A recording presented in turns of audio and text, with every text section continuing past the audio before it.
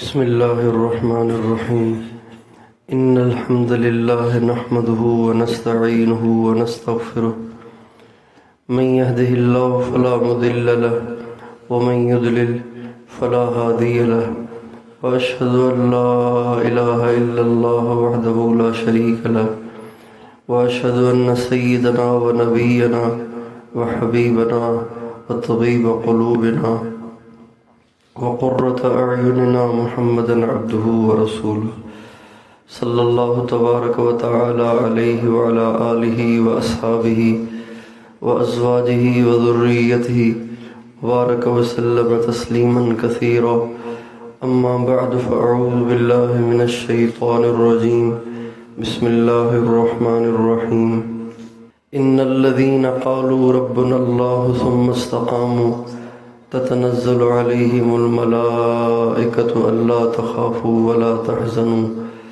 وأبشروا بالجنة التي كنتم توعدون نحن أولياؤكم في الحياة الدنيا وفي الآخرة ولكم فيها ما تشتهي أنفسكم ولكم فيها ما تدعون نزلا من غفور رحيم سبحان ربك رب العزة عما يصفون وسلام على المرسلين والحمد لله رب العالمين اللهم صل على سيدنا محمد وعلى آل سيدنا محمد وبارک وسلم۔ میرے محترم بھائیو اور دوستو، آپ حضرات پرسوں سے کچھ ترسوں سے تشریف لائے ہوئے ہیں اور صبح سے لے کے رات کو دیر تک آپ مسلسل اعمال میں بیٹھے ہیں، اپنے آپ کو خوب تھکایا ہے۔ اس پہ اللہ کا شکر ادا کریں۔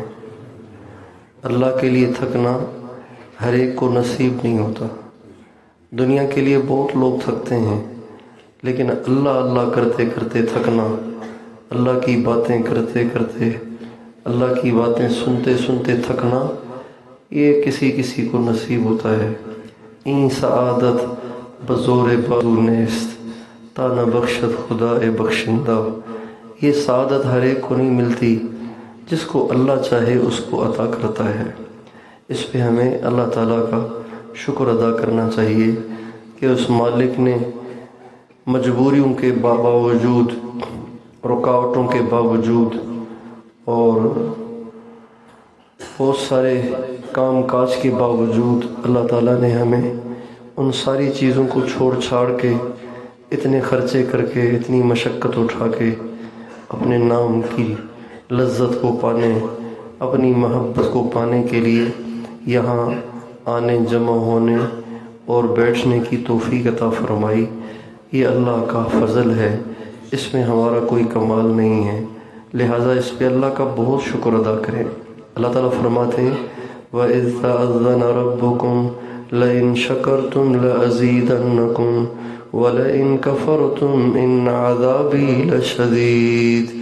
اللہ تعالیٰ فرماتے ہیں میرا فیصلہ ہے، یہ بات میں نے طے کر دی ہے کہ جو میری نعمت کا شکریہ ادا کرتے ہیں، میں ضرور بضرور ان کی نعمت کو بڑھاتا ہوں۔ اگر ہم اس نعمت کا شکر ادا کرتے رہیں گے تو یہ نعمت بڑھتی رہے گی، یہ ماحول ملتا رہے گا، اور یہ ماحول ملتا رہے گا تو انشاءاللہ ایمان کی بھی حفاظت ہوتی رہے گی، اللہ تعالیٰ سے تعلق بڑھتا رہے گا۔ اور پھر ہمیشہ نیکی کے بعد ایک تو اللہ کا شکر ادا کرنا چاہیے، اور دوسری چیز اس کے بعد ڈرنا چاہیے، اس بات کی فکر ہونی چاہیے پتہ نہیں قبول بھی ہوا کہ نہیں ہوا۔ مشقت تو بہت اٹھائی، تکلیف تو بہت اٹھائی، لیکن قبول جو نہ ہوئی تو کیا ہوا، اس کا کیا فائدہ ہوا۔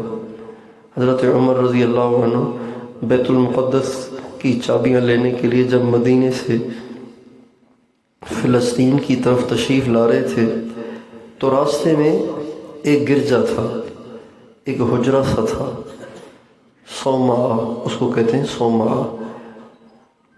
صومعہ اس تنہا کوٹھڑی کو کہتے ہیں جہاں پہ عیسائیوں کے راہب بیٹھ کے عبادت کرتے تھے۔ تو اس صومعہ میں ایک راہب تھا، مسلسل عبادت میں تھا، نہ کھانا نہ پینا نہ سونا، مسلسل عبادت۔ اس کو پتہ چلا کہ مسلمانوں کے امیر تشریف لا رہے ہیں، تو وہ بھی لڑکھڑاتا ہوا آ کے دروازے پہ کھڑا ہوا، اور حال اس کا یہ تھا کہ وہ نہ کھانے اور نہ سونے کی وجہ سے سوکھ کے کانٹا ہو گیا تھا۔ وہ آ کے دروازے پہ کھڑا ہوا حضرت عمر کی زیارت کے لیے۔ حضرت عمر اس کے پاس سے گزرے، اس کے چہرے کو دیکھا تو حضرت عمر کی آنکھوں سے آنسو بہہ پڑے۔ تو ساتھی نے کہا، حضرت یہ تو عیسائی ہے، آپ اس کا حال دیکھ کے رو رہے ہیں۔ فرمایا مجھے پتہ ہے عیسائی ہے، لیکن جب میں نے اس کو دیکھا تو مجھے قرآن کی آیت یاد آ گئی، هل اتاک حدیث الغاشیہ وجوہ یومئذ خاشعہ عاملة ناصبة تصلى نارا حامية تسقى من عين آنية ليس لهم طعام إلا من ذريع لا يسمن ولا يغني من جوع۔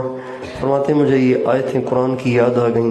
اللہ تعالیٰ ان آیات میں فرماتے ہیں بہت سے لوگ ایسے ہوں گے جو بہت اپنے آپ کو تھکائیں گے، کھپائیں گے، لیکن ان کے لیے جہنم کی بھڑکتی آگ کے سوا کچھ نہیں ہے۔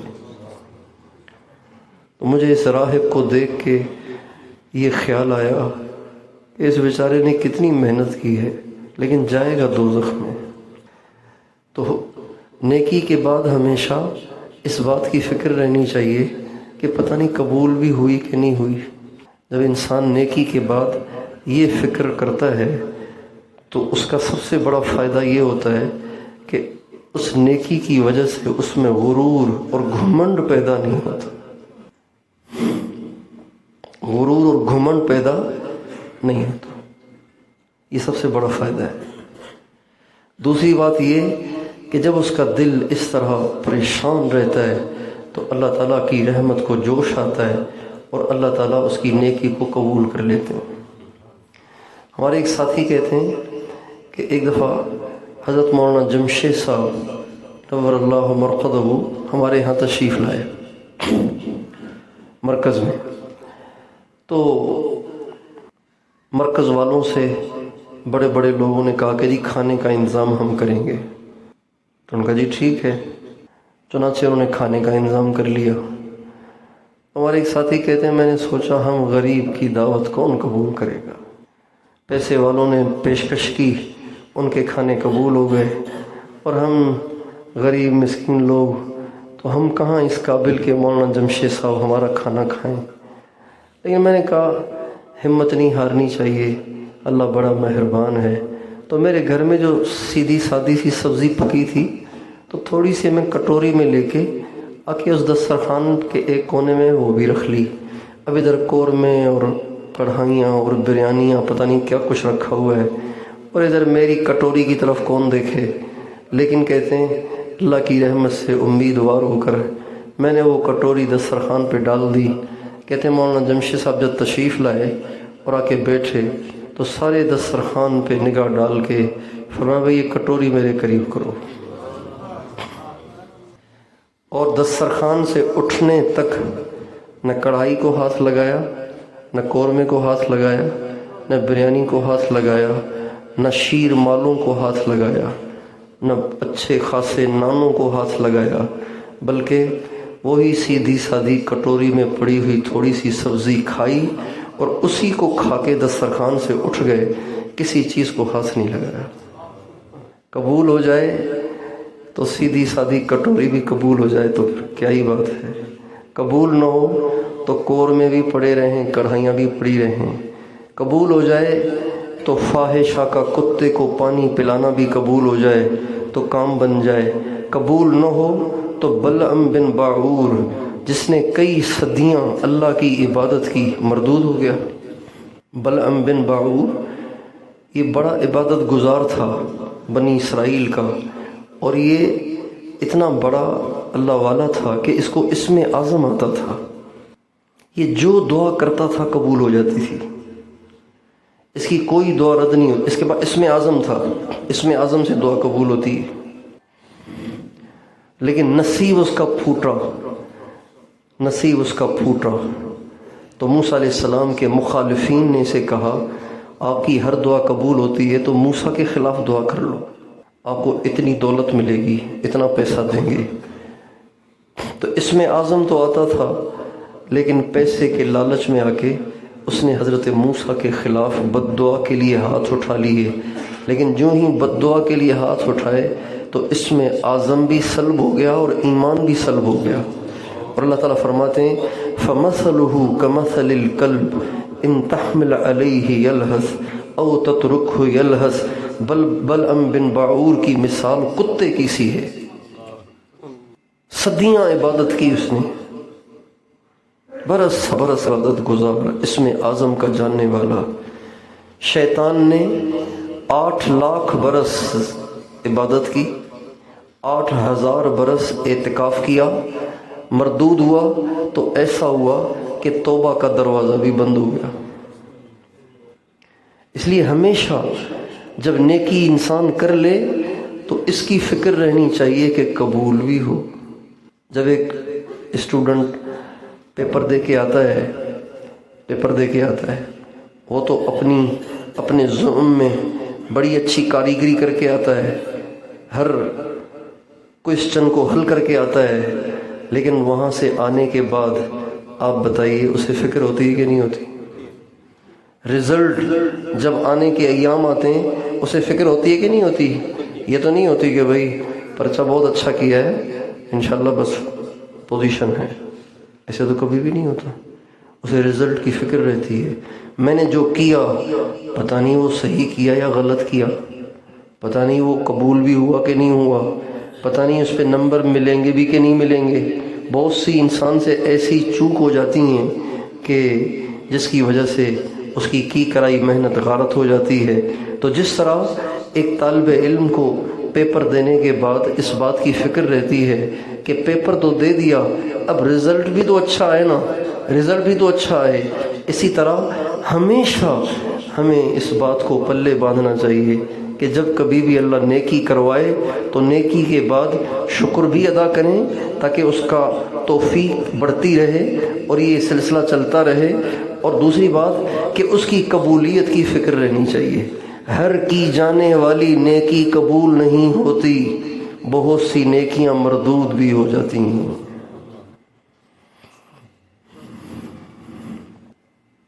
کیا درزی کا ہر سیا ہوا کپڑا پسند آتا ہے آدمی کو؟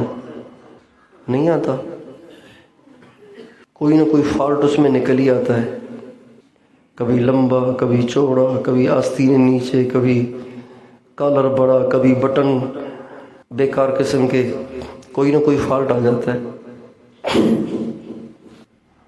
تو اللہ کے ہاں قبول بھی ہو۔ ابراہیم علیہ السلام، اسماعیل علیہ السلام بیت اللہ بنا رہے ہیں۔ کیا بنا رہے ہیں؟ بیت اللہ بنا رہے ہیں۔ اب آپ بتائیے اسماعیل علیہ السلام اور ابراہیم علیہ السلام کا کیا اخلاص ہوگا؟ ایک خلیل اللہ اور ایک ذبیح اللہ، ان کے اخلاص کو کوئی پہنچ سکتا ہے؟ کس اخلاص سے، کس محبت سے، کس خلوص کے ساتھ بیت اللہ بنا رہے ہوں گے۔ لیکن جب بیت اللہ بنا رہے ہیں، بیت اللہ بن کے تیار ہو رہا ہے تو دعا کیا مانگ رہے ہیں؟ ربنا تقبل منا انک انت السمیع العلیم وتب علینا انک انت التواب الرحیم۔ ربنا، اے ہمارے پروردگار، تقبل منا، ہمارا دل رکھنے کے لیے ہماری اس محنت کو قبول کر لیجئے، اگرچہ ہماری محنت اس قابل نہیں ہے۔ تقبل کا یہ مطلب ہے، ربنا اقبل منا نہیں کہہ رہے اے اللہ اسے قبول کر، یہ نہیں کہہ رہے یا اللہ لائق تو نہیں ہے، اس لائق تو نہیں ہے کہ اسے قبول کیا جائے، بدتکلف اسے قبول فرما، ہمارا دل رکھ لیجئے، اسے قبول کر لیجئے۔ جیسے انسان، بڑا آدمی اپنے بچے سے ٹافی کا تحفہ بھی قبول کر لیتا ہے نا، حالانکہ اس کو ٹافی کی ضرورت تو نہیں ہوتی، وہ ٹافی کھاتا بھی نہیں ہے، بھی شوگر کا پیشنٹ، لیکن بچے کا دل رکھنے کے لیے وہ خوشی کا اظہار کرتا ہے، کہتا ہے واہ واہ واہ واہ، اور پھر جیب میں ڈال دیتا ہے۔ ابراہیم علیہ السلام، اسماعیل علیہ السلام اللہ تعالیٰ سے کہہ رہے ہیں اللہ میاں ہماری محنت کیا، آپ کی شان کیا، کہاں ہماری محنت کہاں آپ کی شان، کتھے مہر علی کتھے تیری ثنا، گستاخ اکھیاں کتھے جالڑیاں، اے اللہ کہاں آپ کہاں میری محنت۔ لیکن ہمارا دل رکھنے کے لیے اسے قبول کر لیجئے، بے شک آپ سنتے بھی ہیں جانتے بھی ہیں۔ وَتُبْ عَلَيْنَا، اس میں جو کوتاہیاں ہوئی ہیں اسے معاف کر دیجئے، بے شک آپ بہت معاف کرنے والے اور رحم کرنے والے ہیں۔ تو اس لیے ہمارے نبی دنیا سے تشریف لے جا رہے ہیں تو اللہ تعالیٰ ہمارے نبی سے فرما رہے ہیں اذا جاء نصر اللہ والفتح ورأیت الناس يدخلون فی دین اللہ افواجا، اے میرے نبی اللہ کی مدد اب آنے کو ہے، اللہ کی مدد اب آنے کو ہے، فتح ہونے کو ہے، اور آپ دیکھیں گے کہ لوگ فوج در فوج اسلام میں داخل ہوں گے، ملکوں کے ملک فتح ہوں گے، اور زمین کے جھوٹے خدا کیسر اور کسریٰ کے تخت الٹے جائیں گے، اور ان کی بادشاہتیں ختم ہوں گی، اور دنیا میں دین ہی دین ہو جائے گا۔ میرے نبی بس آپ تو اب ایسے کریں کہ اپنے رب کی تسبیح بیان کریں، فسبح بحمد ربک، تعریف کریں اللہ کی، یہ نہ سمجھیں کہ آپ کا کمال ہے، اور اللہ کی تسبیح بیان کریں۔ کیا مطلب؟ یہ کہیں کہ اللہ بے عیب تو تو ہے، میرا کام تو کمیاں ہی کمیاں ہیں۔ فسبح کا مطلب یہ ہے بے عیب تو تو ہے، میں تو عیبوں سے بھرا پڑا ہوں۔ فسبح، اللہ کے بارے میں کہو کہ وہ بے عیب ہے۔ کیا مطلب؟ یہ کہو کہ یا اللہ مجھ سے بہت کمیاں ہوئی ہیں۔ فسبح بحمد ربک واستغفر، اور اللہ سے معافی مانگیں، یا اللہ جان دی ہوئی اسی کی تھی، حق تو یہ ہے کہ حق ادا نہ ہوا، معاف کر دے، کوتاہیاں ہو گئیں۔ انہ کان توابا، بے شک اللہ بڑا بخشنے والا ہے۔ تو دوستو، یہ جو ہم آئے اور بیٹھے اور جمع ہوئے اور دین کی بات سنی اور دین کی بات کہی، یہ مزہ تب ہے جب مالک کے ہاں قبول بھی ہو۔ ایک بچی کی شادی ہو رہی تھی، اس کی رخصتی ہو رہی تھی، تو اللہ کا شکر ہے ہمارے ہاں جب رخصتی ہوتی ہے تو بچی کو خوب سجایا جاتا ہے۔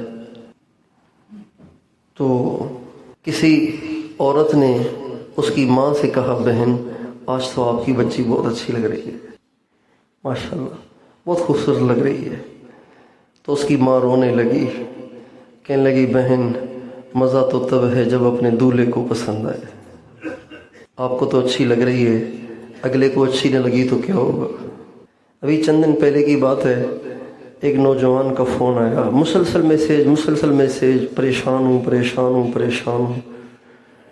تو بہرحال کال کی میں نے، کہنے لگے بہت پریشان ہوں۔ میں نے کہا کیا بات ہے؟ کہا شادی ہوئی ہے۔ میں نے کہا اللہ کے بندے یہ تو خوشی کی بات ہے۔ کہنے لگے شادی تو ہو گئی ہے لیکن وہ مجھے پسند نہیں آئی۔ ہائے ہائے، میں نے کہا آپ سمجھ رہے ہیں کیا کہہ رہے ہیں آپ؟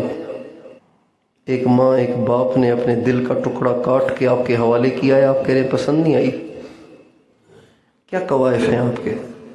اتنے قوائف رکھو کہ پھر آگے خود بھی ان قوائف کو پورا کر سکو۔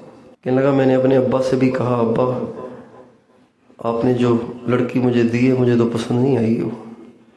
کہنے لگے ابا نے کہا بیٹا دوسری شادی کر لو۔ میں نے کہا تو بھی جاہل تیرا باپ بھی جاہل، کتنا میک اپ کیا ہوگا اس بچی نے، کتنا نہائی ہوگی دھوئی ہوگی، کتنے زیور پہنے ہوں گے، کتنے کپڑے لے کر وہ آئی ہوگی، اور کس طرح اس کی ماں نے اسے رخصت کیا ہوگا۔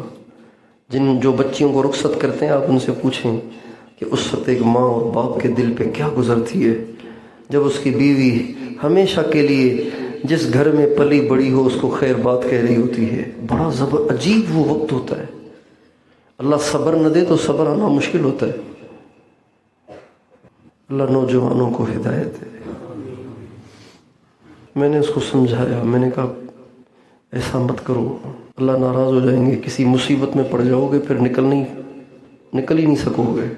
اتنے قوائف نہ رکھو، اتنے قوائف تو اللہ نے بھی نہیں رکھے تمہارے ساتھ۔ کہنے لگے پھر کیا کروں کہ دل لگے؟ میں نے کہا حرام دیکھنا چھوڑ دو پھر حلال نصیب ہوگا۔ حرام دیکھنے والے کو سب سے پہلی سزا اللہ یہ دیتا ہے کہ اس کو حلال سے محروم کر دیتا ہے۔ حرام دیکھنے والے کو اللہ سب سے پہلی سزا یہ دیتا ہے کہ اس کو حلال سے محروم کر دیتا ہے۔ ہمارے مولانا ظاہر شاہ صاحب فرماتے تھے حرام میں پڑنے والوں کو حلال میں کبھی مزہ نہیں آتا۔ تو اس نے اقرار کیا اس بات کا۔ ہمارے باپ دادا نے بھی شادیاں کی، کوئی انتخاب نہیں، کوئی چوائس نہیں، جیسی ماں باپ نے پکڑا دی ٹھیک ہے، زندگی گزار دی ان کے ساتھ، اور بڑی اچھی زندگی گزاری۔ ہم اپنے گھروں میں دیکھیں، ہماری مائیں، ہماری دادیاں، ہماری نانیاں، وہ کون سی آسمان سے اتری ہوئی حوریں ہیں، سیدھی سادھی بھولی بھالی زندگیاں گزار دیں۔ اور جوان نے گناہوں میں پڑھ کر، ناجائز اور حرام میں پڑھ کر اپنی زندگی کو اپنے ہاتھوں سے اجیرن کر دیا، اپنی خوشیوں کو اپنے ہاتھوں سے آگ لگائی ہوئی ہے۔ اور پسند کی شادی کا تو شریعت میں کوئی تصور نہیں ہے۔ پتہ نہیں کہاں سے ایک حدیث اور الٹی سیدھی ادھر ادھر کی باتیں انہوں نے اس پہ فٹ کر دی ہیں کہ اس سے مراد پسند کی شادی ہے۔ پسند کی شادی مراد نہیں ہے اس سے۔ اللہ تعالیٰ فرماتے ہیں فَانْكِحُوا مَا طَابَ لَكُمْ، شادی کرو ان عورتوں کے ساتھ جو تمہارے لیے بہتر ہوں۔ طابہ کا معنی خوبصورت نہیں، طابہ کا معنی بہتر، جو تمہارے لیے پاکیزہ ہوں، جو تمہارے لیے بہتر ہوں۔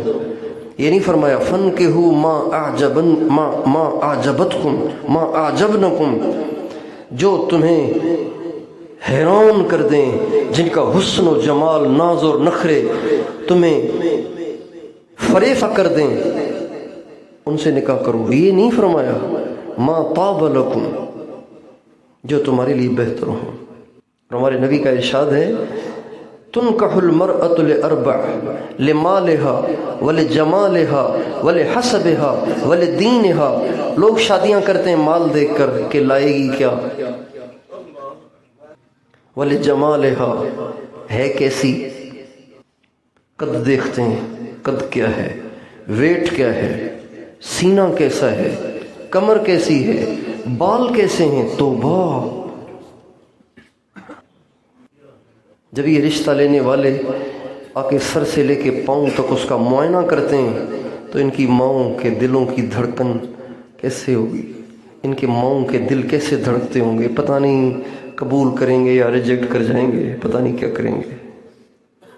لوگ سوچتے نہیں ہیں دنیا مکافات ہے بھائیو، دنیا مکافات ہے، جیسی انسان کرتا ہے ویسی اس کو بھرنی پڑتی ہے۔ قد کاٹ دیکھتے ہیں، ویٹ دیکھتے ہیں، چھاتیاں دیکھتے ہیں، چھاتیاں کیسی ہیں، بال دیکھتے ہیں، بالوں کا سائز دیکھتے ہیں۔ اللہ نے بھی اگر قیامت میں ہر چیز چیک کر لی میری اور آپ کی تو کیا ہوگا؟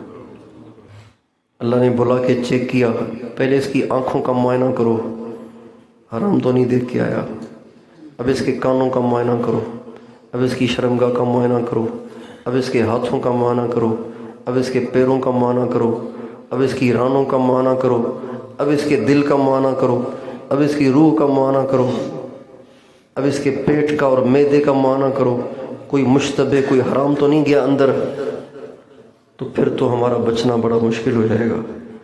اتنا کریں جو بھر سکیں، اتنا کریں جو خود اٹھا سکیں، اتنی شرطیں اللہ کی مخلوق پہ نہ لگائیں کہ اگر اتنی شرطیں آپ پہ لگا دی جائیں تو آپ ہلاکت کی طرف چلے جائیں۔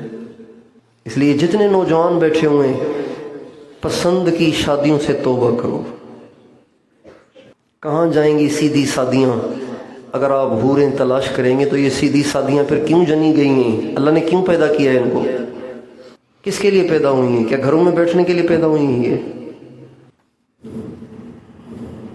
یہ نوجوان کرتے ہیں توبہ؟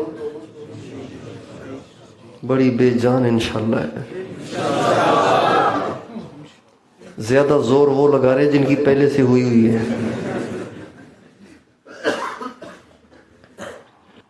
کیا کریں، اندر کا چور اللہ ہی نکالے۔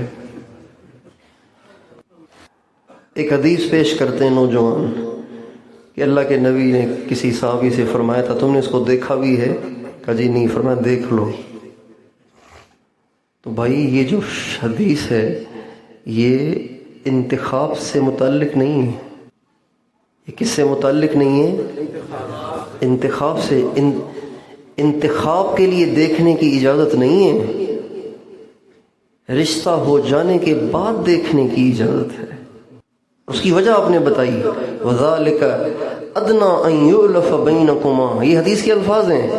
اس لیے دیکھو، وَذَلِكَ أَدْنَىٰ أَن يُؤْلَفَ بَيْنَكُمَا، دیکھو اس سے تمہاری محبت بڑھے گی.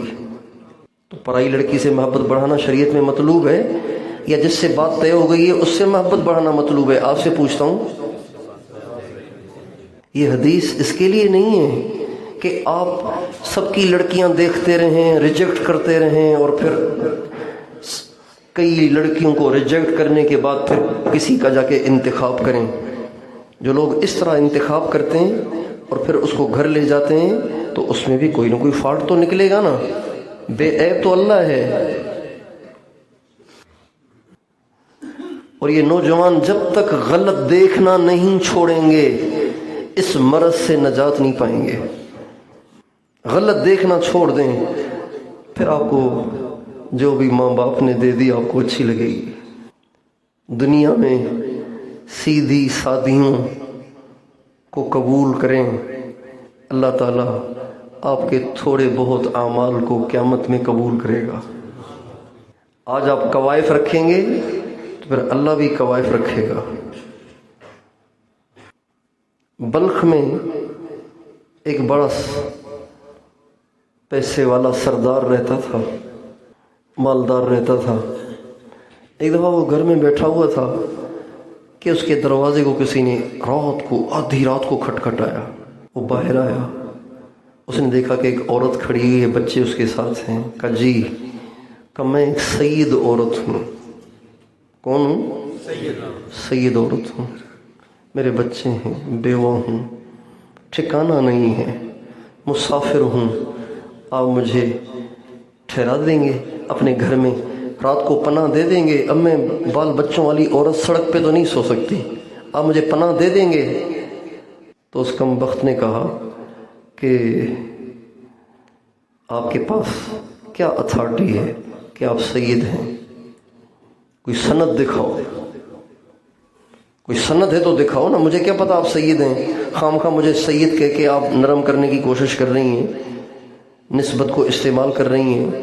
تو سید کی کیا اتھارٹی ہے آپ کے پاس؟ کیا سند ہے آپ کے پاس؟ ان کا اتھارٹی تو کوئی نہیں. اس نے دروازہ بند کر دیا. اتنی دیر میں ایک شخص بھاگا بھاگا آیا. کون آیا؟ بھاگا بھاگا آیا. کہا آپ سید زادی ہیں؟ کہا جی. کہا آئیے آئیے، تشریف لائیے تشریف لائیے تشریف لائیے. عورت کو بچوں کو لے کے جا کے گھر میں ٹھہرایا، جا کے گھر میں ٹھہرایا، جا کے گھر میں ٹھہرایا. اور تو وہ عورت بڑی حیران ہوئی، اس کو تو کہا پھر بھی نہیں مانا، اور یہ نہ جان نہ پہچان آ گیا لینے کے لیے. مسئلہ کیا ہے؟ تو اس سے پوچھا آپ ہمیں جانتے ہیں؟ آپ نے ہمیں کیسے پناہ دے دی؟ کہ میں ابھی سویا ہوا تھا تو نبی کریم صلی اللہ علیہ وسلم کی، میں یہودی ہوں اصل میں. وہ کہنے لگا میں اصل میں یہودی ہوں، مجھے نبی کریم صلی اللہ علیہ وسلم کی زیارت ہوئی اور فرمایا میری ایک بیٹی پناہ کی تلاش میں ہے، جا کے اسے پناہ دے، اللہ اس کی برکت سے تجھے ہدایت دے دے گا، ہدایت کا نور دے دے گا.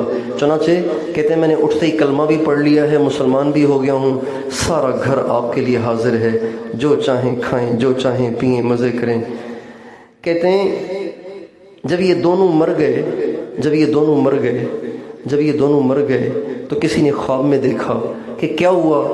تو وہ جو مسلمان تھا نا، چودھری قسم کا مسلمان، اس سے پوچھا کیا ہوا؟ کہا کہ میں مسلمان تھا، نمازی آدمی تھا، لیکن جب میرے لیے جنت کا فیصلہ ہوا، میں جنت میں جانے لگا تو سرکار جنت کے دروازے پہ کھڑے ہوئے تھے اور فرما رہے تھے کیوں اندر جانا چاہتے ہو؟ کہا جی مسلمان ہوں. فرمایا سند دکھاؤ، اتھارٹی دکھاؤ.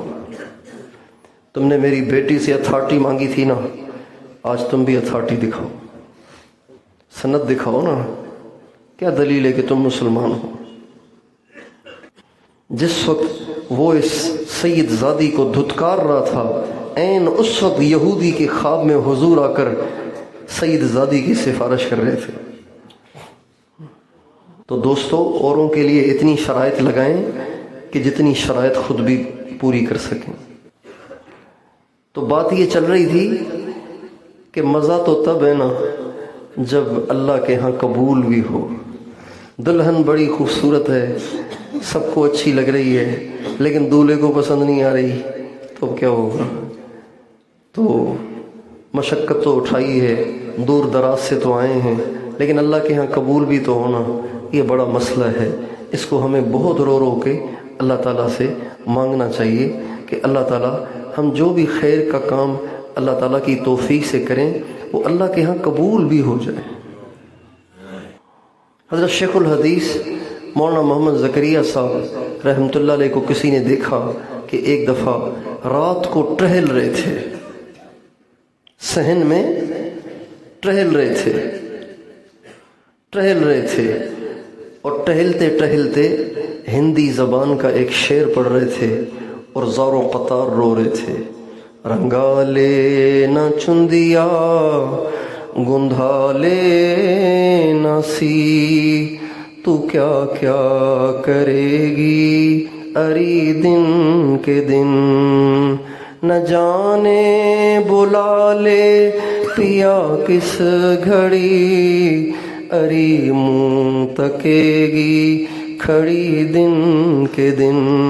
سہیلیاں ایک دلہن سے کہہ رہی ہیں کہ اری بہن، آج تیری رخصتی کا دن ہے، تیرے دولہے والوں کی بارات نے آج آنا ہے اور انہوں نے تجھے لے کے جانا ہے، جلدی سے نہا دھو لے، اپنے بالوں میں کنگھی شنگھی کر لے اور میک اپ کر لے، تیار ہو جا، ایسے نہ ہو کہ اچانک پیا تمہیں بلانے آ جائے اور تم میلی کچیلی ہی کھڑی دیکھتی رہ جاؤ۔ رنگا لے نہ چندیا گندھا لے نہ سی، تو کیا کیا کرے گی اری دن کے دن، نہ جانے بلا لے پیا کس گھڑی، کھڑی منہ تکے گی اری دن کے دن۔ اللہ کو پسند نہ آئے تو کیا ہوگا؟ اللہ کو اچھی نہ لگی تو کیا ہوگا؟ اس لیے ہمیشہ نیکی کے بعد مراقبہ کریں تو سوچیں پتہ نہیں قبول بھی ہوا کہ نہیں، گشت کریں سوچیں، سال لگائیں سوچیں، 7 مہینے لگائیں سوچیں، چلہ لگائیں سوچیں، مدرسے میں پڑھیں سوچیں، اسباق پڑھائیں سوچیں، بخاری کا سبق پڑھا رہے ہیں قبول نہ ہوا تو کیا ہوگا؟ نورانی قاعدہ پڑھا رہے ہیں، قبول ہو جائے تو کام ہی بن جائے۔ مسئلہ قبولیت کا ہے، اور قبولیت کے لیے قابلیت شرط نہیں ہے۔ جب اللہ قبول کرتا ہے تو ناقابلوں کو بھی قبول کر لیتا ہے۔ حضرت عمران کی بیوی نے اللہ تعالیٰ سے منت مانی کہ یا اللہ مجھے بیٹا دے، میں اسے مسجد اقصیٰ کی خدمت کے لیے وقف کرنا چاہتی ہوں۔ یہ انہوں نے منت مان لی۔ فلما وضعتها انثى قالت رب انی وضعتها انثى وليس الذکر كالانثى وانی سمیتها مریم۔ اے اللہ، میں نے تو منت مانی تھی لڑکے کی کہ تیرے گھر کی خدمت کرے گا، اب یہ تو لڑکی ہے، اب کیا ہوگا؟ تو اللہ تعالیٰ نے فرمایا اے عمران کی بیوی گھبرا نہیں، فتقبلها ربها بقبول حسن وانبتها نباتا حسنا۔ اے عمران کی بیوی گھبرا نہیں، ہر لڑکا کام کا نہیں ہوتا، بعض لڑکیاں بھی کام کی ہوتی ہیں، اور یہ مریم ان لڑکیوں میں سے ہے جو لڑکوں سے بھی آگے نکل جائے گی۔ چنانچہ اللہ فرماتے ہیں فتقبلها ربها بقبول حسن وانبتها نباتا حسنا۔ اللہ تعالیٰ نے اس لڑکی کو ایسا قبول کیا کہ وہ عیسیٰ علیہ السلام کی ماں بن گئی، اور اس لڑکی کو اللہ نے ہمارے نبی کی، نبیوں کے سردار اور نبیوں کے امام کی بیوی بنا دیا۔ باوجود اس کے کہ 600 برس کا فاصلہ ہے. کتنے برس کا فاصلہ ہے؟ 600 سال کا فاصلہ ہے. لیکن اللہ تعالیٰ نے ان کو ہمارے نبی کی بیوی بنا دیا. حضرت خدیجہ رضی اللہ عنہ کا انتقال ہو رہا تھا، انتقال ہونے لگا تو آپ علیہ السلام نے فرمایا خدیجہ جب جنت میں جاؤ نا تو اپنی سوکنوں کو سلام کہنا کہ رسول اللہ مجھ سے پہلے تو آپ نے کسی سے شادی نہیں کی تو آپ کی تو سوکن کون ہوئی میری؟ فرمایا جنت میں اللہ تعالیٰ نے فرعون کی بیوی آسیہ سے اور حضرت عیسیٰ کی ماں حضرت مریم سے میرا نکاح کر دیا ہے، لہٰذا وہ تمہاری سوکنے ہیں، دونوں کو میرا سلام کہنا. تو قبول ہو تو پھر مزہ ہے. تو اللہ تعالیٰ سے قبولیت کو مانگیں. اور نیکی کا گھمنڈ ہمیشہ اس وقت پیدا ہوتا ہے جب انسان کا ذہن اس طرف نہیں جاتا. وہ کہتے ہیں بس جو کر رہا ہوں قبول ہو رہا ہے، جو کر رہا ہوں قبول ہو رہا ہے. خدا کے بندے جو کر رہے ہیں قبول کس نے کہا ہے؟ جو انسان کرے وہ قبول ہو جائے. اللہ تعالیٰ کا معاملہ اتنا ہلکا نہیں ہے. اللہ تعالیٰ کا معاملہ اتنا ہلکا نہیں ہے.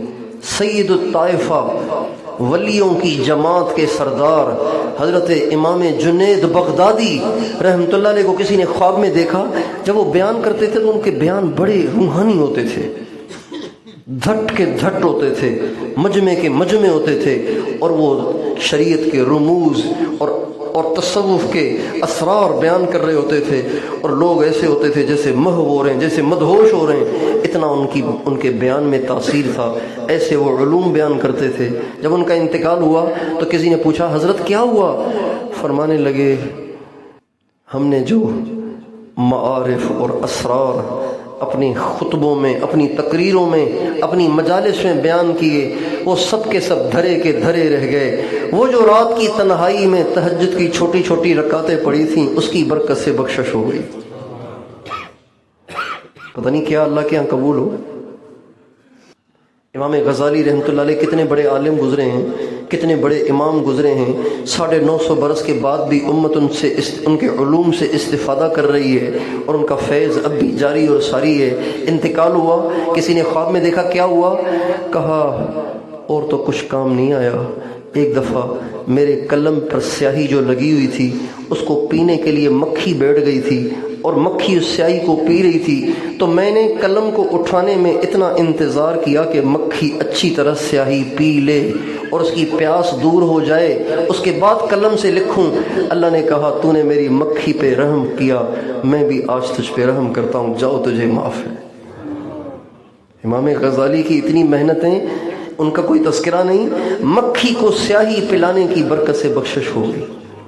تو بات قبولیت کی ہے، اس لیے ہمیں ہر آن ہر گھڑی اپنی ہر نیکی کی قبولیت کی ٹینشن رہنی چاہیے اور اس کی فکر رہنی چاہیے اور اس کی دعا کرنی چاہیے. کوشش فرمائیں گے انشاءاللہ. اور تمام مجالس میں جو کچھ باتیں ہوئیں ان سب کو ہم مد نظر رکھیں. معمولات کا اہتمام اور اپنے آپ کو ہمیشہ گرانے اور مٹانے کی نیت رکھیں. کبھی یہ نہ سوچیں کہ میری کوئی عزت کرے، مجھے کوئی بڑا جانے، مجھے کوئی رتبہ دے، میرا کوئی احترام کرے اور مجھے کوئی چاہے. کبھی اس کی خواہش نہ رکھیں. موسیٰ علیہ السلام نے اللہ تعالیٰ سے کہا یا اللہ میرا دل چاہتا ہے سارے مجھ سے محبت کریں. اللہ تعالیٰ نے فرمایا موسیٰ ایسا تو میں خود بھی نہیں ہوں، سارے تو مجھ سے بھی محبت نہیں کرتے.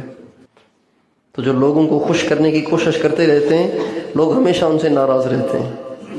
جو اللہ کو خوش کرنے میں لگے رہتے ہیں اللہ تعالیٰ آہستہ آہستہ مخلوق کو بھی ان سے راضی کر لیتا ہے.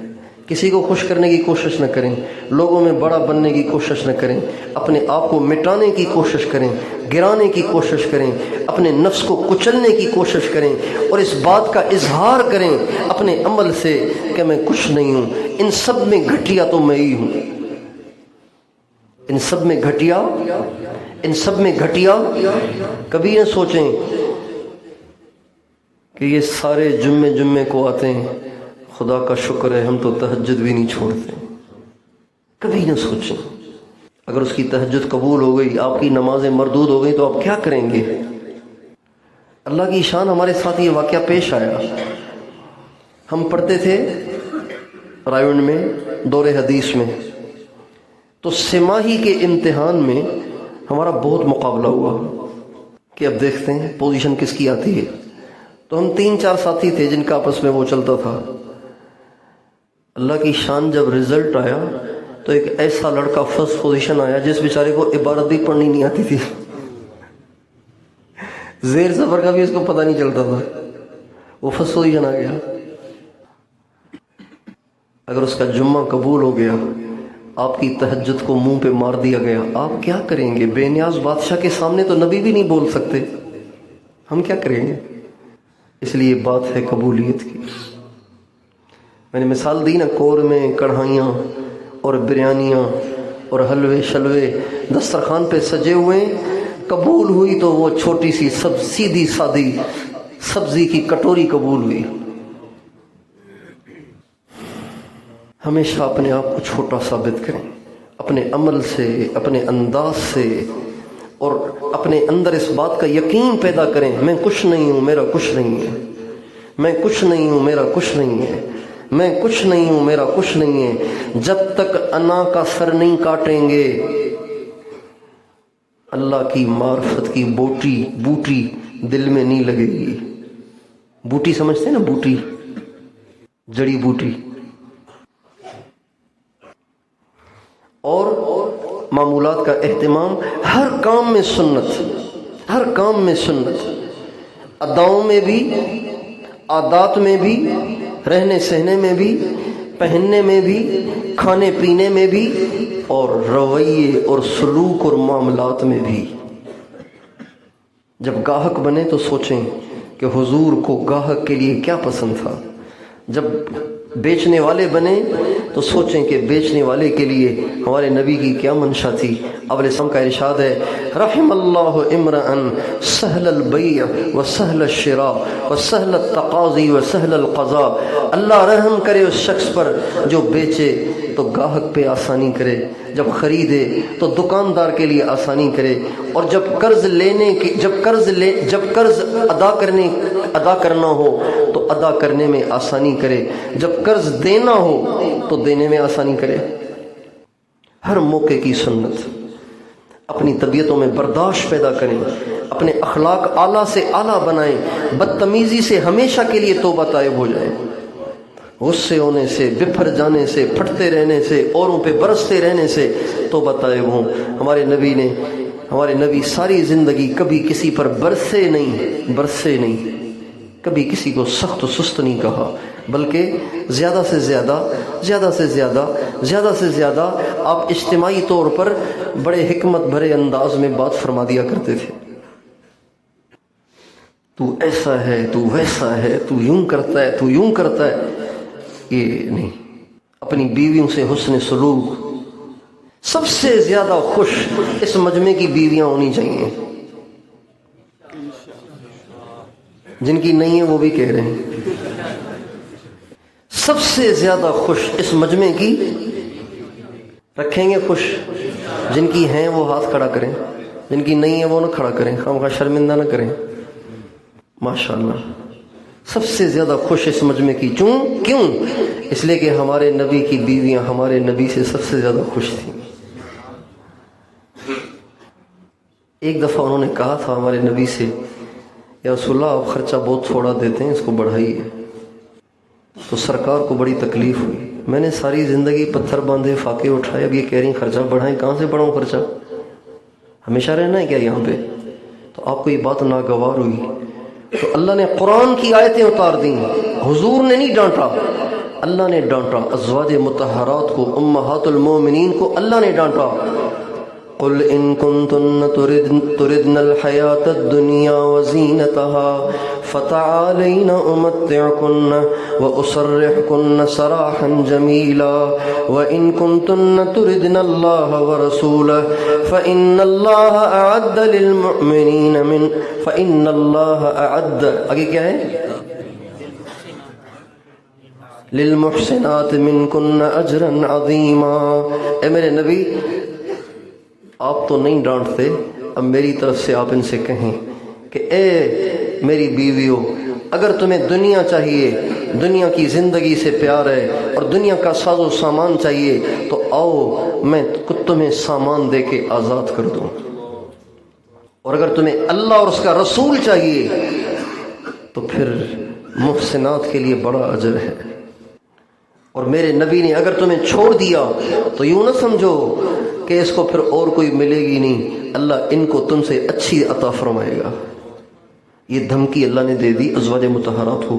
یہ آیات جب اتری تو سب سے پہلے ہمارے نبی نے یہ آیتیں اماں عائشہ کو بھیجیں۔ یہ آیتیں پہنچتے ہی کہا مجھے دنیا نہیں چاہیے، مجھے حضور چاہیے۔ مجھے دنیا نہیں چاہیے، مجھے کون چاہیے؟ ساری ازواج مطہرات نے کہا دنیا نہیں چاہیے، حضور چاہیے۔ تو سب سے زیادہ خوش اس مجمع کی بیویاں ہونی چاہیے۔ تو رکھیں گے نا خوش، ان کے لاڈ اور ان کے نخرے برداشت کیا کریں، ان کی ڈانٹ ڈپٹ کو برداشت کیا کریں۔ اگر وہ ٹینشن دیں تو ٹینشن نہ لیا کریں، ایک کان سے سن کے دوسرے کان سے نکال دیا کریں۔ ان کی بدتمیزیوں کو سہتے رہا کریں اور ان کی بدتمیزیوں کو دل پہ نہ لیا کریں۔ یہ ان کی پرانی عادتیں ہیں۔ اس پہ ایک لطیفہ یاد آ گیا اگر آپ کو ہمت ہو تو سنا دوں۔ ہمارے یہاں سندھ میں ایک درویش گزرے، ان کا نام تھا وطایو فقیر۔ کیا نام تھا ان کا؟ وہ ایک دفعہ گزر رہے تھے تو ایک گدھے نے ان کو ایک لات ماری۔ گدھے نے ان کو تو غصے سے گدھے کو دیکھ کے کہنے لگے جو کہنا تھا وہ تو پہلے سے ہے۔ آدمی غصے میں کہتا ہے نا ابے گدھے، وہ تو پہلے سے، میں کیا کہوں تجھے۔ اگر وہ بدتمیزیاں کریں تو برداشت کریں، اس لیے کہ وہ ہیں ہی عورتیں، اور عورتوں کو ہمارے نبی نے ناقص العقل کہا ہے، آدھی عقل والی۔ عقل کم ہو تو برداشت بھی کم ہوتی ہے۔ ہمارے نبی کا ارشاد ہے عورتوں میں صرف 2 عورتیں کامل ہوئیں، ایک حضرت مریم، ایک حضرت فاطمہ، باقی سب ناقصات العقل ہیں۔ پھر آپ نے فرمایا عورتوں میں کامل، شاید اس میں حضرت خدیجہ کا نام بھی ہے، مجھے یاد نہیں آ رہا، پرانی حدیث پڑھی تھی۔ پھر آپ نے فرمایا عائشہ کی فضیلت تمام عورتوں پر ایسی ہے جیسے سرید کو فضیلت ہے تمام کھانوں پر۔ تو عورتیں ناقص ہیں، لہذا ان کی بات کو دل پہ نہیں لینا چاہیے۔ ایک آدمی لنگڑا ہے، ایک پاؤں پہ چلتا ہے، ایک طرف بیساکھی پکڑتا ہے، آپ نے اس کو کہا پانی لے آؤ، اب وہ پانی لایا لیکن وہ پانی چھلک رہا ہے، تو بھئی چھلکنا چاہیے نا، بیچارہ ایک پاؤں ہے ایک بیساکھی ہے تو پانی تو چھلکے گا نا، ہاتھ تو ہلے گا، دونوں پاؤں تو ہیں نہیں کہ بیلنس کے ساتھ وہ آپ کے پاس آئے۔ ایک طرف بیساکھی ایک طرف پاؤں ہے تو لڑکھڑائے گا، ہاتھ ہلیں گے تو پانی گرے گا، اس لیے کہ وہ لنگڑا ہے۔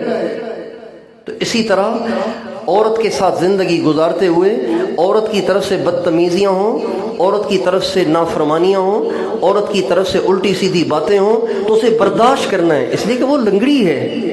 وہ کیا ہے؟ اس کی عقل اللہ نے رکھی تھوڑی ہے، اب کیا کریں، اس بیچاری کا کیا قصور ہے۔ اور پھر ہمارے نبی کا ارشاد ہے عورتوں کی باتیں برداشت کرو، اس لیے کہ وہ ٹیڑھی پسلی سے پیدا ہوئی ہیں اور پسلی کا ان پہ اثر ہے کہ ہمیشہ ٹیڑھی رہتی ہیں۔ گورے باپ کا جو بچہ ہوتا ہے وہ کالا ہوتا ہے گورا ہوتا ہے؟ بتائیے، گوری ماں کے بچے گورے ہوتے ہیں یا کالے ہوتے ہیں؟ تو ٹیڑھی پسلی سے پیدا ہونے والی عورت سیدھی ہوگی ٹیڑھی ہوگی؟ آگے آپ نے عجیب بات فرمائی، ان اقمتہا کسرتہا، اسے سیدھا کرنے کی کوشش نہ کرنا ورنہ ٹوٹ جائے گی۔ پسلی سخت ہوتی ہے نا، اس کو سیدھا کریں گے تو کیا ہوگا؟ ٹوٹ جائے گی، لہٰذا اس کے ٹیڑھے پن کے ساتھ گزارا کرو۔ یہ سب سلوک ہے، یہ سب تصوف ہے، یہ سب کیا ہے؟ تصوف صرف سر پہ کپڑا ڈال کے گردن جھکا کے اللہ اللہ کرنے کا نام نہیں ہے، یہ سب تصوف ہے۔ تہذیب الاخلاق یہ تصوف کا اہم عمل ہے۔ ہماری بیویاں ہم سے خوش ہونی چاہیے، اور ہر کام میں سنت، اور دین کے جتنے شعبے ہیں ان سارے شعبوں کو عزت کی نگاہوں سے دیکھیں۔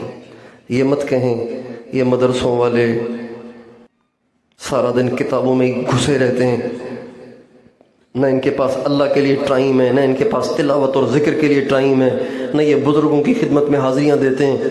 ایسے نہ کہیں، نہ یہ کہیں یہ تبلیغ والے بیچارے صرف اللہ سے ہوتا ہے، اللہ کے غیر سے نہیں ہوتا، بس ایک ہی رٹ لگائی ہوئی ہے، سارا دن گلیوں میں گھومتے پھرتے ہیں، تھڑوں پہ بیٹھ کے گپیں لگاتے رہتے ہیں اور سمجھتے ہیں کہ ہم تو اللہ کے راستے کے مہمان ہیں۔ کبھی یوں نہ کہیں، اور نہ تبلیغ والے کہیں یہ کیا گردن جھکا کے بیٹھے ہوئے ہیں، امت دوزخ میں جا رہی ہے، یہ گردن جھکا کے بیٹھے ہوئے ہیں۔ یہ جو تین چیزیں نا، تبلیغ، مدرسہ اور خانقاہ، یہ تینوں کو ملائیں گے نا پھر بنے گی دین کی محنت۔ کہتے ہیں چند نابینے گئے ہاتھی کو دیکھنے کے لیے، چند نابینے کسی بینا کے ساتھ گئے کس کو دیکھنے کے لیے؟ پتا چلا کہ ہاتھی آیا تو عربوں میں ہاتھی نہیں ہوتا تھا، تو ہاتھی کو دیکھنے گئے، تو جب پتا چلا نا کہ یہ ہاتھی ہے تو یوں ہاتھ سے ذرا ٹٹولنے لگے کیسا ہے۔ جب سارے دیکھ کے آ گئے تو جس نے دیکھا تھا اس نے کہا بھائی ہاتھی کیسا تھا؟ کہا نرم نرم تھا اور بہت لمبا تھا، اس کا ہاتھ پڑا تھا سونڈ پہ، اس کی سونڈ ہوتی ہے نا اس پہ۔ دوسرے نے کہا ہاں بھائی ہاتھی کیسا تھا؟ کہا چھوٹا سا تھا، ہل رہا تھا، اس کا ہاتھ پڑا تھا دم پہ۔ تیسرے سے پوچھا ہاں بھائی ہاتھی کیسا تھا؟ کہا موٹا تھا اور سخت تھا، اس کا ہاتھ پڑا تھا ٹانگ پہ۔ تو ایسے نابینا نہ بنے کہ ہم کہیں گے بس یہی سب کچھ ہے، اس کے سوا سب گمراہی ہے۔ نہیں، یہ سب چیزیں ملتی ہیں پھر دین کی محنت ہوتی ہے، دعوت بھی ہو، تزکیہ بھی ہو اور علم بھی ہو، پھر آئے گا دین، ورنہ پتہ نہیں کیا آئے گا۔ دعوت نہیں دیں گے، بے طلبوں کے پیچھے در بدر دھکے نہیں کھائیں گے، تو جو دین سے دور ہیں وہ دین کی طرف کیسے آئیں گے؟ یہ تو بنیادی بات ہے۔ اور در بدر دھکے کھا کر آپ لوگوں کو برائی کے اڈوں سے نکال کے لائے، اب آپ تو نہ عالم ہیں نہ شیخ ہیں، اب آپ اس کا تزکیہ کیسے کریں گے؟ اس کو قرآن اور سنت کے علم سے کیسے مزین کریں گے؟ لہٰذا ان کو علماء اور مشائخ کے حوالے کریں تاکہ مشائخ اس کا تزکیہ کریں اور علماء اسے حرام اور حلال کا علم دیں، مسنون اور غیر مسنون کا علم دیں۔ ہمارے مولانا الیاس صاحب رحمۃ اللہ علیہ فرمایا کرتے تھے کہ ہمارا کام تو صرف لوگوں میں شوق پیدا کرنا ہے، آگے ان کی تربیت تو علماء اور مشائخ کا کام ہے۔ یہ مولانا الیاس صاحب کے ملفوظ میں لکھا ہوا ہے، ملفوظات میں لکھا ہوا ہے۔ یہ ساری چیزیں ایک دوسرے کے ساتھ جڑی ہوئی ہیں، لہٰذا ان کو جدا نہ کریں بلکہ اور ان کے درمیان تضاد پیدا نہ کریں۔ یہ سب ایک ہیں، یہ سارے ایک کام میں لگے ہوئے ہیں، یہ بھی اللہ کو راضی کرنا چاہتے ہیں، وہ بھی اللہ کو راضی کرنا چاہتے ہیں، وہ بھی اللہ کو راضی کرنا چاہتے ہیں۔ بس اس بات کی فکر رہے کہ جو کر رہے ہیں وہ اللہ کے ہاں قبول ہو اور ہر ایک کا احترام کریں، اور جو علماء سیاست میں ہیں، اسمبلی کے ایوانوں میں ہیں، ان کو کم نہ جانیں کہ یہ علماء کرسیوں کے پیچھے دھکے کھاتے پھرتے ہیں اور یہ ایسے ہیں اور ویسے ہیں، بلکہ ان کا احترام کریں، ان کو عزت کی نگاہوں سے دیکھیں۔ وہ میدان جہاد میں ہیں، وہ آپ کی طرف سے لڑ رہے ہیں، آپ کا دفاع کر رہے ہیں۔ اگر یہ اسمبلی ہالوں میں نہ ہوتے تو شاید آپ کی مسجدوں میں اذانوں پہ بھی پابندیاں لگ چکی ہوتی، شاید آپ کے مدرسوں پہ تالے لگ چکے ہوتے، شاید آپ کے تبلیغ کے کام پہ پابندیاں لگ چکی ہوتی، شاید آپ کی جماعتیں بیرون نہ جا پاتی۔ جب سعودی عرب نے تبلیغ پہ پابندی کا اعلان کیا اور سارے سعودی عرب کے خطیبوں کو ایک بیان لکھ کر دیا کہ جمعے کے خطبے میں یہ بیان سب کو پڑھ کے سنانا ہے کہ یہ گمراہ فرقہ ہے اور یہ غلط فرقہ ہے، اور نہ ان کا ساتھ دینا ہے، نہ ان کے ساتھ بیٹھنا ہے، نہ یہ کام کرنے کی کسی کو اجازت ہے۔ جب یہ خطبہ سعودی عرب کے سارے شہروں کی تمام مسجدوں میں جمعے کے دن پڑھا گیا تو سب سے پہلے سعودی عرب کے سفیر سے ملنے والے حضرت مولانا فضل الرحمان صاحب تھے۔ لوگ مولانا فضل الرحمان صاحب کو تولتے ہیں فیس بک کے ترازو میں، یوٹیوب کے ترازو میں، ٹک ٹاک کے ترازو میں، ہم ان کو تولتے ہیں اپنے اکابر کی نظروں کے ترازو میں کہ ہمارے اکابر کی نظروں میں ان کی کیا ویلیو ہے۔ ہم ان کو شیخ الاسلام مفتی محمد تقی عثمانی صاحب کی نظر سے دیکھتے ہیں، ہم ان کو حضرت سیدی و مرشدی و محبوبی و ملجئی و مأوایا، اور قطب الارشاد محیی سنت مجدد طریقت حضرت مولانا پیر ذوالفقار صاحب نقشبندی مجددی دامت برکاتہم العالیہ کی نظروں کے ترازو میں تولتے ہیں کہ وہ ان کو کیا سمجھتے ہیں۔ دنیا چاہے جو بھی کہے، ہمیں دنیا سے کیا مطلب، ہم ان کو دنیا کی نظروں سے نہیں دیکھتے، ہم ان کو اپنے اکابر کی نظروں سے دیکھتے ہیں۔ خواجہ خواجگان حضرت مولانا خواجہ خان محمد صاحب نور اللہ مرقدہ، جو اپنے زمانے کے قطب الاقطاب تھے، حضرت مولانا یوسف لدھیانوی شہید رحمۃ اللہ علیہ نے ان کو قطب الاقطاب کہا ہے۔ انہوں نے ان کی سیاست پہ 100% اطمینان کا اظہار کیا، لہٰذا ہمیں بھی ان پہ اطمینان ہے۔ یہ کوئی سیاسی جلسہ نہیں ہے، نہ آپ کو پتہ ہے کہ ہم سیاست میں ہیں، ہونا چاہیے، ہمیں ہونا چاہیے، لیکن ہم کمزور ہیں، ہم جو کر رہے ہیں ہم سے یہ بھی نہیں سنبھل رہا، تو پھر اتنے بڑے کام ہم کیسے کریں گے؟ تبلیغ کریں، مدرسہ پڑھائیں یا تصوف کا کام کریں، ہم سے تو یہ بھی نہیں سنبھل رہا، تو سیاست تو بڑے جوکھوں کا کام، جان جوکھوں کا کام ہے، تو ہماری تو اتنی اوقات بھی نہیں اور ہمارے اندر اتنی ہمت اور استعداد بھی نہیں کہ ہم سارے کام کر سکیں۔ یعنی کہ وہ برا کام ہے اور ہم اس سے پاک صاف ہیں، نہیں، ہمیں استعداد نہیں اس کے کرنے کی، لیکن جو کر رہے ہیں ہم ان کو خراج تحسین پیش کرتے ہیں۔ یہ ہم سب کا ذہن ہونا چاہیے۔ میڈیا کی خبروں پہ کان نہ دھریں، اپنے مشائخ کو دیکھیں کہ وہ کس کو کس نظر سے دیکھتے ہیں۔ حضرت مولانا خلیل احمد سہارنپوری رحمۃ اللہ علیہ، پتہ ہے کون ہے؟ یہ بات لمبی ہو رہی ہے، مجھے 9 بجے چھوڑنے کو کہا گیا تھا، لیکن یہ سب چیزیں ضروری ہیں۔ ہمارے ساتھی ان سارے عیوب میں مبتلا ہو جاتے ہیں، زمانے کے دھارے میں بہہ جاتے ہیں، بڑا دکھ ہوتا ہے کہ یہ بیچارے اپنی آخرت کا کتنا بڑا نقصان کر رہے ہیں۔ اس لیے ساری باتیں سوچ کے نہیں آیا ہوں، جو ذہن میں آ رہی ہیں وہ آپ کے سامنے پیش کر رہا ہوں۔ حضرت مولانا خلیل احمد سہارنپوری رحمۃ اللہ علیہ جو عمدۃ المحدثین ہیں اور حضرت مولانا الیاس صاحب کے پیر ہیں، حضرت مولانا زکریا صاحب کے پیر ہیں، حضرت مولانا عاشق الہی میرٹھی کے پیر ہیں، حضرت مولانا حسین احمد صاحب مدنی نور اللہ مرقدہ کے استاد ہیں۔ اتنے بڑے آدمی ہیں۔ ان سے کسی نے پوچھا کہ حضرت اگر کسی کے بارے میں شک و شبہ ہو کہ پتہ نہیں یہ صحیح آدمی ہے یا غلط آدمی ہے، تو اس کا فیصلہ کیسے کرنا چاہیے؟ ہر آدمی تو قرآن نہیں پڑھا ہوا، ہر آدمی تو قرآن کے ترازو میں کسی کو نہیں تول سکتا، تو اس کا کیسے فیصلہ کرنا چاہیے؟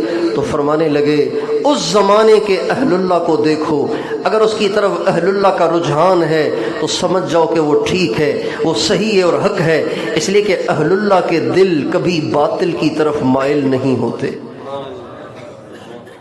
جمہور اہل اللہ، ایک فرد نہیں، فرد سے غلطی ہو سکتی ہے، جمہور سے غلطی نہیں ہو سکتی، جمہور سے غلطی نہیں ہو سکتی۔ ہمارے نبی کا ارشاد ہے لا تجتمع امتی علی الضلالہ، میری امت کا جمہور حصہ کبھی گمراہی پہ جمع نہیں ہوگا۔ اور ہم اپنے سارے بزرگوں کو دیکھتے ہیں کہ وہ ان کو عزت کی نگاہوں سے دیکھتے ہیں، وہ ان کی سیاست کے حامی اور ان کی سیاست کے مؤید ہیں، لہٰذا ہم اپنے بڑوں کے پیچھے ہیں، ہم بھی انہیں سلام کرتے ہیں، ہم بھی ان کے لیے دعائیں کرتے ہیں۔ اور اگر بڑوں کا آپس میں اختلاف ہو جائے، سنیے، بڑوں کا آپس میں کسی بات میں اختلاف ہو تو چھوٹوں کو کیا کرنا چاہیے؟ چھوٹوں کو بڑوں کے بارے میں زبان کو بند رکھنا چاہیے اور چپکے چپکے اللہ سے دعائیں کرنی چاہیے۔ چپکے چپکے کیا کرنا چاہیے؟ حضرت تھانوی رحمۃ اللہ علیہ اور حضرت مدنی رحمۃ اللہ علیہ کا آپس میں سیاسی اختلاف تھا۔ آپ کو بتایا تھا نا، میں نے کل بتایا تھا، پرسوں بتایا تھا، پرسوں سیاسی اختلاف تھا۔ ادھر کانگریس، ادھر مسلم لیگ، ادھر پاکستان بننے کی حمایت، ادھر پورے ہندوستان کے مسلمانوں کے حوالے ہو جانے کی جد و جہد، یہ اختلاف چل رہا تھا۔ تو حضرت علامہ ظفر احمد عثمانی رحمۃ اللہ علیہ اتنے بڑے عالم ہیں کہ عرب دنیا ان کی کتاب اعلاء سنن سے ششدر رہ گئی، کہ یہ ایک ہندی عالم نے کتنا بڑا کام کر دیا. اعلاء السنن حدیث کی کتاب ہے, اعلاء السنن, اتنے بڑے عالم. اور حضرت مولانا اشرف علی صاحب تھانوی کے خلیفہ, حضرت مولانا اشرف علی تھانوی صاحب کے خلیفہ, انہوں نے کہیں یہ جملہ کہہ دیا, حضرت مدنی کو اتنا اختلاف ہے تو ہمارے ساتھ بیٹھ کے بات کریں نا. اتنی بات کہہ دی. یہ اپنے پیر کے ساتھ تھے, حضرت تھانوی کے ساتھ تھے. حضرت مدنی کا چونکہ نظریہ اور تھا تو انہوں نے یہ کہہ دیا, حضرت مدنی کو اگر زیادہ مسئلہ ہے تو ہم سے بیٹھ کے بات کریں نا. یہ جملہ پہنچا مولانا الیاس صاحب کو. کس کو؟ سیاسی نہیں ہے, خالص تبلیغی ہیں, خالص صوفی ہیں. مولانا الیاس صاحب کو پہنچا کہ حضرت علامہ ظفر احمد عثمانی نے حضرت مدنی کے لیے یہ جملہ فرمایا ہے. تو مولانا الیاس صاحب فرمانے لگے, بھائی مولوی ظفر احمد تو اپنی گٹھڑی اب سنبھال لیں, بھائی مولوی ظفر احمد تو اپنی گٹھڑی اب سنبھال لیں. چنانچہ مولانا الیاس صاحب نے یہ پیشن گوئی فرمائی, اور جو ہی حضرت تھانوی کو یہ بات معلوم ہوئی کہ مولوی ظفر احمد صاحب نے علامہ مولانا سید حسین احمد مدنی کے لیے یہ بات فرمائی ہے, تو انہوں نے ان سے خلافت واپس لے لی اور ان کی نسبت کو سلب کر لیا. اتنے بڑے اللہ والے کے تم بارے میں زبان کھولی ہے, خلافت واپس لے لی, پھر بعد میں دی تھی جب وہ توبہ طائب ہوئے تھے. تو جب بڑوں میں اختلاف ہو جائے تو چھوٹوں کے لیے اس وقت ضروری ہے کہ وہ زبان نہ کھولیں, وہ خاموش رہیں, چپ کے اللہ سے دعا کرتے رہیں, اے اللہ ہمارے بڑوں کی رہنمائی فرما. جو لوگ مولانا فضل الرحمان صاحب کی تائید میں مولانا طارق جمیل صاحب کے بارے میں زبان درازیاں کرتے رہے, مولانا طارق جمیل صاحب کی تائید میں مولانا فضل الرحمان صاحب کے لیے زبان درازیاں کرتے رہے, وہ دونوں اپنے دین کی خیر منائیں, وہ دونوں اپنے ایمان کی خیر منائیں. اللہ سے ڈریں کہ کہیں انجام برا نہ ہو جائے. یہ سارا سالکین کا مجمع ہے, اس لیے کھلی ناموں کے ساتھ بات عرض کر رہا ہوں میں. یہ دونوں اللہ پاک کے مقبول ترین بندے ہیں. اگر کوئی قسم لے لے تو میں سر پہ قرآن اٹھا کر بھی قسم کھا سکتا ہوں. یہ دونوں اللہ کے مقبول ترین بندے ہیں, دونوں اللہ کے مقبول ترین بندے ہیں, دونوں اللہ کے مقبول ترین بندے ہیں.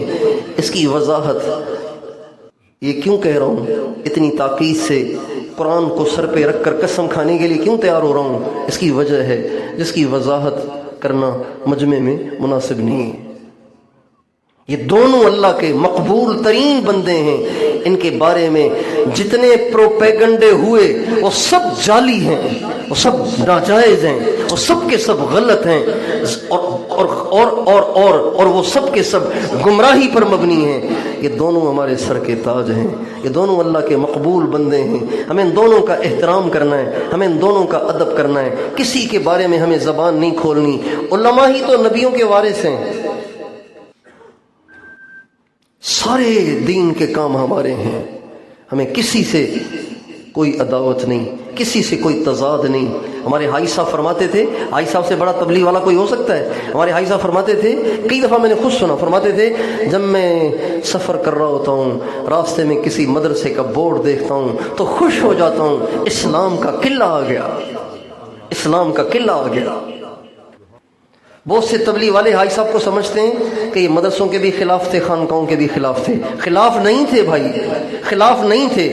یہ آپ نے ان کی صحبت کو نہیں پایا, اس کی وجہ سے آپ کو یہ غلط فہمیاں ہیں, اس کی وجہ سے آپ کو غلط فہمیاں ہیں. ہمارے حیدرآباد کے ایک بزرگ تھے, فوت ہو گئے, 1983 میں ان کا انتقال ہوا, اور بنیادی آدمی تھے تبلیغ کے. ان کے بیٹے حاجی صاحب سے ملنے آئے تو میں کھڑا ہوا تھا, تو حاجی صاحب دیکھ کے بڑے خوش ہوئے, کہنے لگے بھائی عبداللہ کے بیٹے ہیں آپ؟ کہا جی. کہا کتنے؟ کہا تم 3 بھائی تھے نا. حاجی صاحب کا حافظہ بڑا تیز تھا. تم 3 بھائی تھے نا؟ کہا جی. کہا پھر تم کیا کر رہے ہو؟ کہا جی میں تو بس حافظ ہوں. کہا مولوی نہیں بنے؟ کہا نہیں. کہا کوئی اور بھائی بنا؟ کہا نہیں. کہا کوئی تو مولوی بن جاتا, کوئی تو مولوی بن جاتا. ایک دفعہ حاجی صاحب رات کو سونے لگے تو مجھے فرمانے لگے تمہیں سورہ ملک یاد ہے؟ میں نے کہا جی. نہیں، مجھے فرمایا تم حافظ ہو؟ میں نے کہا نہیں. کہا تم آدھے مولوی ہو. جو حافظ نہیں ہے وہ آدھا مولوی ہے. پھر فرمانے لگے سورہ ملک تو آتی ہے؟ میں نے کہا ہاں وہ آتی ہے. کہا میری سن لو. سونے سے پہلے سورہ ملک پڑھ رہے تھے تو مجھے کہا آپ میری سورہ ملک سن لو. پھر مجھے سنائی، اس کے بعد سوئے. میرے بھائی، بڑے بھائی حضرت قطب الاقطاب سید نفیس حسین شاہ صاحب نور اللہ مرقدہ سے بیعت ہوئے 1995 میں یا 96 میں. میں مسجد جا رہا تھا نماز پڑھنے کے لیے، تو حاجی صاحب بھی جا رہے تھے محراب کی طرف. راستے میں میرا ہاتھ پکڑا اور فرمانے لگے بھائی تمہیں پتہ ہے تمہارا بھائی نفیس شاہ صاحب سے بیعت ہوا ہے؟ بھائی مجھے تو بڑی خوشی ہوئی، بھائی مجھے تو بڑی خوشی ہوئی، بھائی مجھے تو بڑی خوشی ہوئی. یہ کہتے کہتے محراب تک مجھے ساتھ لے کر گئے اور اس بات کو دہراتے رہے بھائی مجھے تو بڑی خوشی ہوئی کہ تمہارا بھائی نفیس شاہ صاحب سے بیعت ہوا ہے. میں نے اس کی حضرت مجھے فلاں بزرگ نے اجازت دی ہے. فرمایا اچھا ماشاءاللہ. میرے حضرت نے بھی مجھے 1956 میں خلافت دی تھی، 1956 میں. یہ سارے کام ایک ہیں، ان میں کوئی اختلاف نہیں، کوئی تضاد نہیں. تضاد ڈالا ہے تنگ نظروں نے، جنہوں نے سارے دین کے شعبوں کو الگ الگ کر دیا ہے، جس کی وجہ سے ہر شعبہ متاثر ہے، ہر شعبہ متاثر ہے. اس لیے سارے دین کا کام کرنے والے، مسجد میں ناظرہ پڑھانے والا قاری بھی میرا کام کر رہا ہے، بخاری پڑھانے والے شیخ الحدیث صاحب بھی میرا کام کر رہے ہیں، اور خانقاہ میں بیٹھ کے لوگوں کے دلوں کو زندہ کرنے والے بھی میرا کام کر رہے ہیں، اور بستر کندھے پہ لیے در بدر دھکے کھانے والے وہ بھی میرے سر کے تاج ہیں، میرا کام کر رہے ہیں. اور جو ایوانوں میں بیٹھ کے لوگوں کا لان تان سن رہے ہیں اور ان کے خلاف بننے والے پروپیگنڈوں کو برداشت کر رہے ہیں اور ملامتیں سہ کر بھی وہ اپنے میدان میں سینہ سپر بنے کھڑے ہیں، وہ بھی میرے سر کے تاج ہیں، میرا کام کر رہے ہیں. یہ سب ہمارے ہیں، ہم سب کے ہیں. اس کی نیت کرتے ہیں، اس کی نیت کرتے ہیں. جن نے اپنا ذہن ان سارے کام کرنے والوں کے بارے میں صاف کر لیا وہ ہاتھ کھڑا کر لیں. خدا کا شکر ہے، بس یہ کام اگر ہو گیا تو اجتماع وصول ہو گیا. دینداروں کے دین ضائع ہو رہے ہیں اکابر کے بارے میں زبان درازیاں کر کے. معمولات کا اہتمام کریں، ہر وقت اللہ کی یاد میں رہیں. تو دل میں تو آتا ہے سمجھ میں نہیں آتا، تو دل میں تو آتا ہے سمجھ میں نہیں آتا.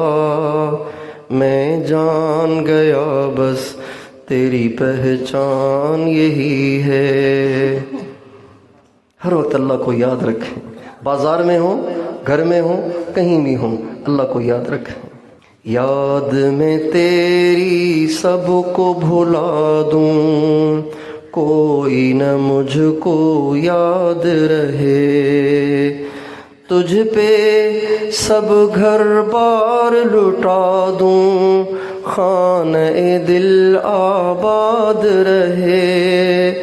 سب خوشیوں کو آگ لگا دوں، غم سے تیرے دل شاد رہے. سب خوشیوں کو آگ لگا دوں، غم سے تیرے دل شاد رہے. نظروں سے اپنی سب کو گرا دوں، تجھ سے فقط فریاد رہے. کوئی تجھ سے کچھ، کوئی کچھ مانگتا ہے، میں تجھ سے تجھی کو میں تجھ سے تجھی کو خدا مانگتا ہوں. کوئی مجھ سے پوچھے میں کیا چاہتا ہوں، میں اپنے خدا سے خدا مانگتا ہوں. وہ ہو جائے میرا، میں ہو جاؤں اس کا، یہی رات دن میں دعا مانگتا ہوں.